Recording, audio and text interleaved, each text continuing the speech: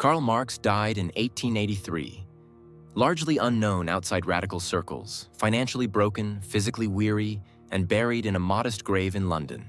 He never witnessed a single revolution carried out in his name. No masses rose in Germany. No workers seized the factories of England. The world he spent his life critiquing carried on, industrial, imperial, unequal. And yet, just a few decades later, his name would echo across continents. From the barricades of Petrograd to the rice paddies of China, from student uprisings in Paris to guerrilla warfare in Latin America, Marxism became more than a theory. It became a force, a banner, a blueprint for radical change. That's the irony, isn't it? That the man who believed history was shaped by economic conditions and material struggle would himself become a symbol. An idea that outlived its author and took on a life of its own, and not always in ways he would have recognized or approved of. At the heart of Marx's thought was something deceptively simple. History moves through conflict, the tension between those who own the means of production and those who sell their labor to survive. From this struggle, new systems emerge. Old orders fall. The world reshapes itself, not through abstract ideals, but through the pressure points of poverty, profit, and power. But how did a man born in a small town in Prussia, writing dense volumes under flickering candlelight, become the prophet of global revolutions? How did his vision of class struggle and historical materialism echo into places, cultures, and crises far removed from his own? That's the story we're about to explore. Not just Marx the man, but Marx the mirror. The revolutions he inspired, the contradictions they exposed, and the strange, enduring legacy of a thinker who set something in motion and never lived to see where it would go. To understand the revolutions Marx never saw, we first have to understand the mind that sparked them. At the center of Marx's worldview is a simple, unsettling idea: that history is not shaped by kings, prophets, or great individuals, but by the material conditions under which people live. Food, labor, property, ownership. He called it historical materialism, the belief that economic structures are the true engines of social change. According to Marx, ideas don't shape history. History shapes ideas. And beneath every political movement or philosophical doctrine lies a deeper, often hidden economic truth. But history, in Marx's eyes, wasn't just a timeline. It was a struggle, a dialectic, a back-and-forth conflict between opposing forces. In every age, he saw this conflict take form as a war between classes: the enslaved and the master, the serf and the noble, the worker and the capitalist. Systems don't evolve peacefully. They fracture, collapse, and transform through revolution. That's where the idea of the proletariat comes in. The working class, dispossessed of land and means, bound to sell their labor to survive, yet bound together by shared conditions. Marx believed that as capitalism advanced, it would create the very force that would undo it. A class with nothing left to lose but its chains. And through this collective uprising, a new world, equal, stateless, classless, could emerge. His most famous writings, the Communist Manifesto and Das Kapital, were not instruction manuals for revolt. They were diagnoses, deep, sprawling autopsies of capitalism's inner logic and inevitable contradictions. He showed how profit depends on exploitation, how markets breed inequality, and how even wealth becomes a form of systemic instability. His work offered not just critique, but prediction: that capitalism, like all systems before it, would collapse under the weight of its own contradictions. And here lies one of the great paradoxes of Marx's legacy. He believed revolution would come first to the advanced industrial nations, places like Britain or Germany, where capitalism was fully matured and the proletariat deeply embedded. He imagined a rising consciousness among factory workers, leading to organized resistance and social transformation. But history had other plans. The first great revolution in Marx's name happened not in London or Berlin, but in Petrograd, in Russia. a largely agrarian empire with barely the industrial base Marx deemed necessary. And after that, China, Cuba, Vietnam. Again and again, Marxist revolutions erupted not at capitalism's core, but at its edges. So what happened? How did a theory rooted in factories and finance become a fire that spread across fields, mountains, and jungles? To answer that, we need to look at the first and most pivotal detour in Marx's long shadow, the rise of Lenin and the making of the Soviet experiment. When the Russian Revolution erupted in 1917, Karl Marx had been dead for more than 3 decades. He could not have imagined that the first revolution bearing his name would take place not in an industrial heartland, but in an empire still tethered to feudal roots, where peasants outnumbered factory workers 20-1, and capitalism had only just begun to stretch its limbs. And yet, it was in this unlikely soil that Vladimir Lenin planted the seeds of a Marxist revolution. Lenin was no blind disciple. He was a strategist, a revolutionary thinker, and, above all, a pragmatist. He saw the raw energy of the Russian masses, their discontent with monarchy, war, and inequality, and he understood something crucial. Waiting for capitalism to fully ripen, as Marx had predicted, meant waiting too long. The moment for action was now. So Lenin did what many revolutionaries do when theory collides with reality. He adapted.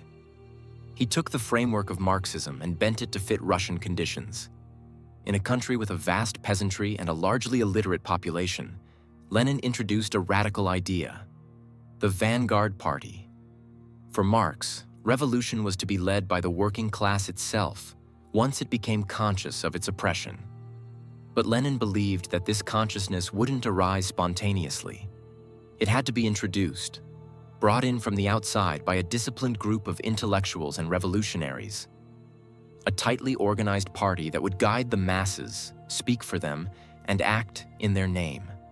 This was more than a tactical shift. It was a philosophical one.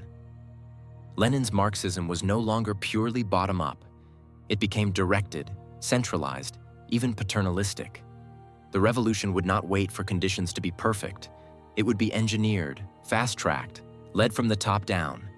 And in doing so, Lenin opened a door Marx never planned to build. This is where the legacy begins to blur. Was this still Marxism? Or had it become something else entirely? A new ideology clothed in old language. Marx envisioned a withering away of the state after the revolution. Lenin, in contrast, built a new state, one stronger and more centralized than the last. The dictatorship of the proletariat, as Lenin interpreted it, became the dictatorship of the party. It was the first great divergence, the first moment when Marx's name became detached from Marx's map. But it wouldn't be the last, because soon another revolution would rise, one even further from the world Marx imagined. A revolution that began not in the factories, but in the rice fields of rural China. If Lenin bent Marxism to fit Russia, Mao Zedong twisted it into something entirely new, something born not from the rhythms of the factory floor, but from the vast, aching countryside of China. When Mao emerged as the face of Chinese communism, he wasn't speaking to industrial workers, because there simply weren't many. China, in the early 20th century, was still an overwhelmingly agrarian nation. The power wasn't in the cities. It was in the villages, the farms, the rice fields, where peasants had endured centuries of poverty, exploitation, and imperial interference. Mao saw revolution not as a waiting game for industrial capitalism to develop, but as a fire that could be kindled through sheer will. He replaced Marx's urban proletariat with the rural peasant, and argued that class consciousness could be forged through struggle, not necessarily born of economic conditions, but shaped through education, propaganda, and, above all, participation. Mao's genius and his danger lay in his use of mass mobilization. The Long March, the Great Leap Forward, and later, the Cultural Revolution, were all efforts to re-engineer society not just economically, but spiritually. He believed the revolution should never end. That complacency bred counter-revolution. So he pushed the idea of permanent revolution, a constant purging of bourgeois tendencies, capitalist influence, and ideological impurity. Nowhere was this more evident than during the Cultural Revolution. Mao unleashed waves of students and youth, Red Guards, to dismantle the old world, burning books, humiliating intellectuals, destroying traditional culture. It was an attempt to rewrite consciousness itself. But here, we must pause and ask, was this still Marxism? Or had it become something else, something uniquely Maoist? Marx never imagined revolution as a cultural purge. He saw it as the byproduct of economic contradiction, not ideological cleansing. And he certainly never placed the peasantry at the center of historical change. In fact, he once referred to peasants as the sack of potatoes of history. Isolated, unorganized, apolitical. And yet, in China, those same peasants overthrew dynasties, landlords, and centuries of hierarchy, carrying Mao's banner in a revolution that was part Marxist, part nationalist, and part something that can't be easily named. So where does adaptation end and distortion begin? To answer that, we'll need to widen the lens, because Mao was not the only one who claimed Marx.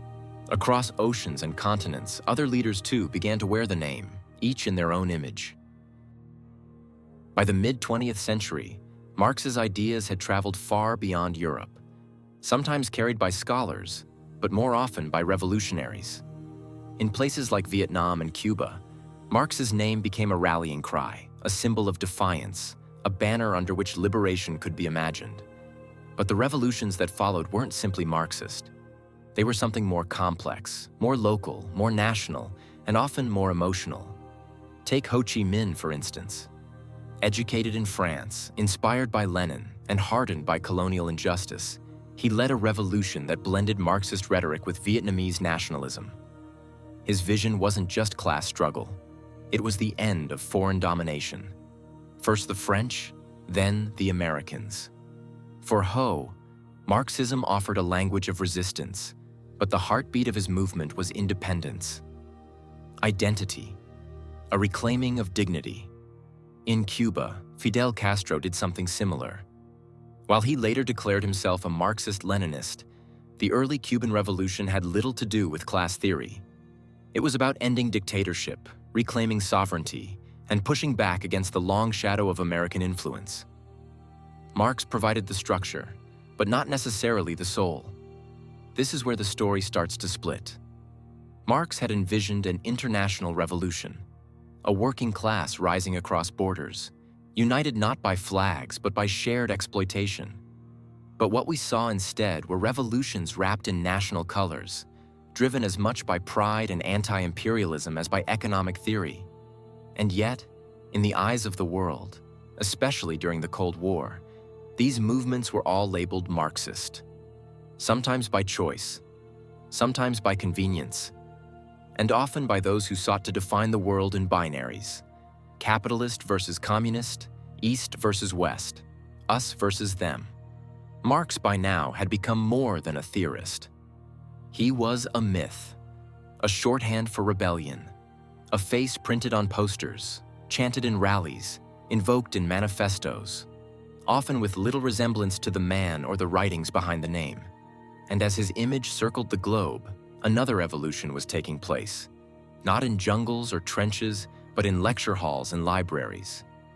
A quieter revolution, one that wouldn't change governments but might just reshape the way we think.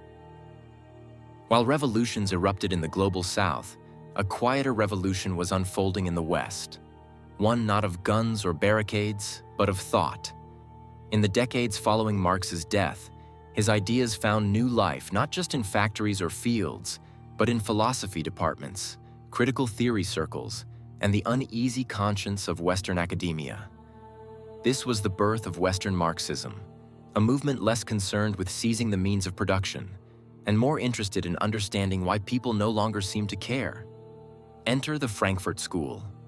Thinkers like Theodor Adorno, Max Horkheimer, and later Herbert Marcuse began asking a different kind of question. If Marx was right, If capitalism produces alienation, inequality, and contradiction, then why weren't Western workers revolting? Why, instead of rising up, did they seem so comfortable? Their answer was unsettling. It wasn't just about economics anymore.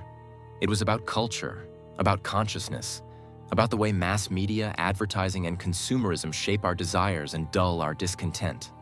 They argued that capitalism had evolved, not just to exploit, but to seduce. It offered pleasure, convenience, the illusion of choice. And in doing so, it neutralized the very spirit of revolution. For Adorno and Horkheimer, this was the culture industry, a system that produces not just goods, but ideologies.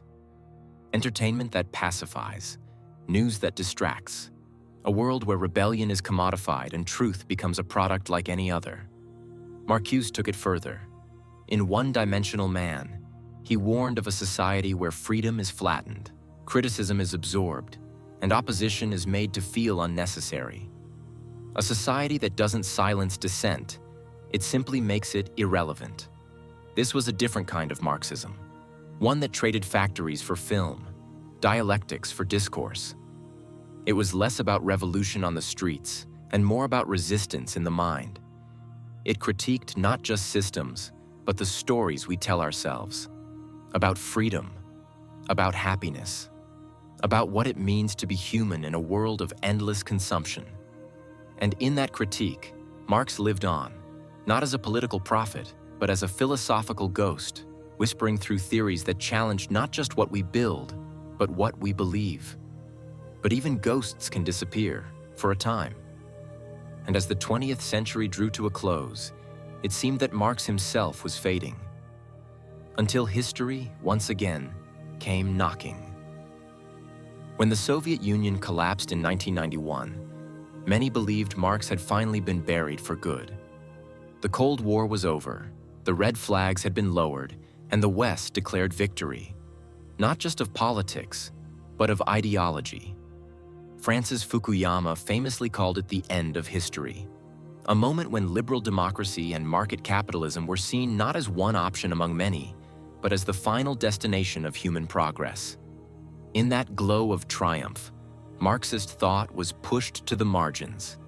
In the 1990s and early 2000s, to speak of class struggle or historical materialism felt like clinging to a faded relic. The future was now global, digital, and deregulated. Capitalism had won, and the world seemed to move on. But then came 2008. The global financial crisis tore through economies, exposed systemic fragility, and shattered illusions of endless growth. Suddenly, Marx's voice, long dismissed, sounded strangely familiar. His warnings about boom and bust cycles, exploitation, and the inner contradictions of capitalism no longer seemed academic. They felt prophetic.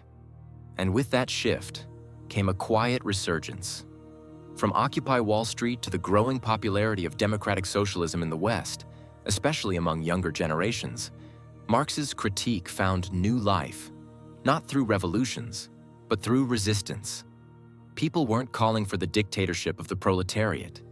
They were asking why billionaires exist while others ration insulin, why housing sits empty while people sleep on the streets, why, in an age of abundance, inequality still deepens.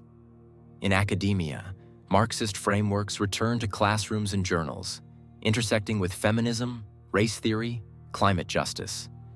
Marx, the forgotten ghost, had become a guide again, not for utopia, but for understanding the fractures beneath our modern world. So perhaps the real question is this: in our time, is Marx still a revolutionary? Or has he become something else? A critic, a compass, pointing not toward overthrow, but toward awareness. And as we approach the final turn in this journey, we're left with a paradox.